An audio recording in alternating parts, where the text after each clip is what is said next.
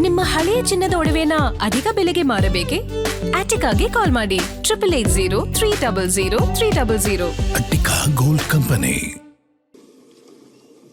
ನಾವು ಅದಕ್ಕೆ ಬೆಂಬಲವನ್ನು ವ್ಯಕ್ತ ಮಾಡಿ ಈ ವಿಧಾನಸಭೆ ಒಳಗಡೆನೆ ನಮ್ಮ ಜೊತೆ ಇದ್ದಂಥವ್ರು ಸುಧಾಕರ್ ಅವರು 5 ವರ್ಷ ಅವಕಾಶ ಇತ್ತು. ಚುನಾವಣೆ ಗೆದ್ದ ಮೇಲೆ 5 ವರ್ಷ ಅವಕಾಶ ಇರ್ತದೆ. ಆ 5 ವರ್ಷನೂ ಅವ್ರ ಕೈಲಿ ಪೂರೈಕೆ ಮಾಡೋಕ್ಕಾಗಿಲ್ಲ. ಮಧ್ಯದಲ್ಲೇ ಅವರು ದೈವಾಧೀನರಾಗಿದ್ದಾರೆ.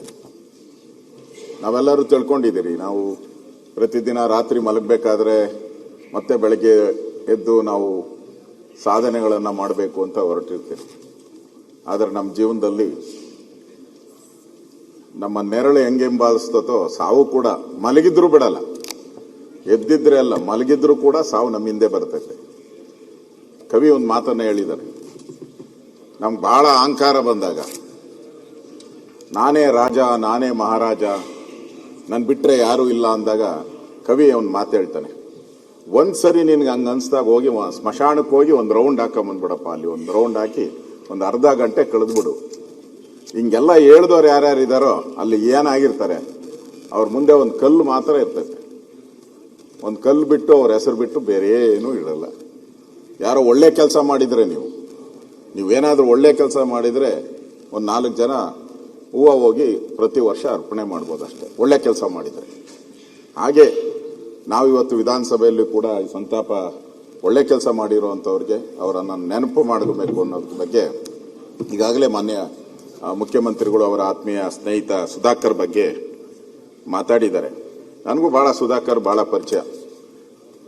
2008-09 ನಮ್ಮ ಸರ್ಕಾರ 110 ಸ್ಥಾನ ಬಂತು. 3 ಸ್ಥಾನ ಶಾರ್ಟೇಜ್ ಇತ್ತು ನಮಗೆ. ನಾನು ಜಯನಗರ ನಮ್ಮ ಕೌಂಟಿಂಗ್ ಹತ್ರ ಕೂತಿದ್ದೆ. ಇನ್ನು ನನ್ನ ಕೌಂಟಿಂಗ್ ನಡೀತಾ ಇತ್ತು. ನಂದು ವೆಂಕಯ್ಯನಾಯ್ಡು ಫೋನ್ ಮಾಡಿದ್ರು, ನೀನು ಹೋಗಪ್ಪ ಅಂತ. ಇಲ್ಲ ಸರ್, ನಾನು ಇನ್ನ ಗೆದ್ದೇ ಇಲ್ಲ ಅಂತ. ಗೆಲ್ತೀಯ ನೀನು ಹೋಗು ಅಂತ ಹೇಳಿದ್ರು. ನಾನಾಗ ಸುಧಾಕರ್ ಮತ್ತು ವೆಂಕಟಣ್ಣಪ್ಪನವ್ರ ಮನೆಗೆ ರಾತ್ರಿ 10 ಗಂಟೆಯಲ್ಲಿ ಹೋಗಿ ಕೂತ್ಕೊಂಡೆ. ಮನುಷ್ಯ ಬಾಗಿಲೇ ತೆಗ್ದಿಲ್ಲ. ಬೆಳಗ್ಗೆವರೆಗೂ ಈಚೆಗೆ ಬರಲಿಲ್ಲ. ಬೆಳಗ್ಗೆ ಟ್ರಿಮ್ ಆಗಿ ಡ್ರೆಸ್ ಮಾಡ್ಕೊಂಡು ವೆಂಕಟಣ್ಣಪ್ಪ ಅವರಿಬ್ಬರು ಈಚೆಗೆ ಬಂದರು. ಅಲ್ಲಿ ತುಮಕೂರು ಪರಮೇಶ್ವರ್ ಗೊತ್ತು, ಕಾಫಿ ಡೇ ಇದೆ ಮೇನ್ ರೋಡಲ್ಲಿ. ಆ ಕಾಫಿ ಡೇನಲ್ಲಿ ಕೂತ್ಕೊಂಡು ಅವರಿಬ್ಬರ ಜೊತೆ ಮಾತಾಡಿ ಅವ್ರನ್ನ ನಮ್ಮ 3 ಶಾರ್ಟೇಜ್ ಇತ್ತು, ಇಬ್ಬರನ್ನ ಕರ್ಕೊಂಡು ನಾನು ಬಂದಂತ ಜ್ಞಾಪಕನೂ ಕೂಡ ಇದೆ. ನಮ್ಮ ಸರ್ಕಾರಕ್ಕೆ ಅವತ್ತು ಕೂಡ ಬೆಂಬಲ ಕೊಟ್ಟಿದ್ದಾರೆ. ಅವತ್ತು ನಮ್ಮ ಸರ್ಕಾರ ಬರುವಂಥದ್ದಕ್ಕೂ ಕೂಡ ಸನ್ಮಾನ್ಯ ಸುಧಾಕರ್ ಅವರು, ಸನ್ಮಾನ್ಯ ವೆಂಕಟಣ್ಣಪ್ಪ ಅವರು ಇಬ್ಬರು ಕೂಡ ಬಹಳ ಸಹಾಯ ಮಾಡಿದ್ದಾರೆ. ಅದನ್ನು ಕೂಡ ನೆನಪ ಮಾಡ್ಕೋಣ. ಅವರು ಸಹಾಯ ಮಾಡಿದ್ದಾರೆ. ಅವರಿಂದ ನಮ್ಮ ಸರ್ಕಾರ ಬಂತು. ನಮ್ಮ ಸರ್ಕಾರದಲ್ಲಿ ಮಂತ್ರಿಗಳು ಆಗಿದ್ರು. ಆಗಾಗ ಸಿಕ್ಕಿದಾಗ ನಾವೆಲ್ಲ ಅವ್ರ ಜೊತೆ ಊಟ ಮಾಡ್ತಾ ಇದ್ದೆ. ಸುಧಾಕರ್, ವೆಂಕಟಣ್ಣಪ್ಪ ನಾವೆಲ್ಲ ಬಹಳ ಬಾರಿ ಅವ್ರ ಜೊತೆ ಊಟಕ್ಕೂ ಹೋಗಿದ್ದೀನಿ. ನಮ್ಮ ಒಳ್ಳೆಯ ಒಡನಾಟ, ಒಳ್ಳೆಯ ಸ್ನೇಹಿತರು ಇಬ್ಬರೂ ಇಲ್ಲ ಅಂದ್ರೆ ನೋಡಿ, ಇಬ್ಬರು ಒಂಥರ ಅಕ್ಕ ಬಕ್ಕರ ಥರ ಇದ್ರು. ಇಬ್ಬರು ಇವತ್ತು ನಮ್ಮ ಮಧ್ಯೆ ಇಲ್ಲ. ಅವರ ಆತ್ಮಕ್ಕೆ ಶಾಂತಿ ಸಿಗಲಿ ಅಂತ ನಾನು ಬಯಸ್ತೀನಿ. ಈಗಾಗಲೇ ಮುಖ್ಯಮಂತ್ರಿಗಳು ಹೇಳಿದ್ದಾರೆ, ಅವರ ನೆನಪಲ್ಲಿ ನೀರಾವರಿ ಯೋಜನೆಯನ್ನ ತರ್ತೀನಿ ಅಂತ. ಒಳ್ಳೆ ಕಾರ್ಯ. ಈ ತರ ಒಳ್ಳೆ ಯಾವುದೋ ಒಂದು ಆಸೆ ಇಟ್ಕೊಂಡು ಅವರು ಅದ ಸಾಧನೆ ಮಾಡೋಕ್ಕಾಗದೆ ಸತ್ತಿರ್ತಾರೆ. ಸೊ ಆ ಸಾಧನೆ ಮಾಡಿದಾಗ ನಿಜಕ್ಕೂ ಅವರ ಆತ್ಮಕ್ಕೆ ಶಾಂತಿ ಸಿಗುತ್ತೆ ಅಂತ ನನಗನ್ಸ್ತೈತೆ. ಆ ಕೆಲಸ ಮಾಡಿ ಒಳ್ಳೇದು ಅಂತ ಅನ್ಸುತ್ತೆ.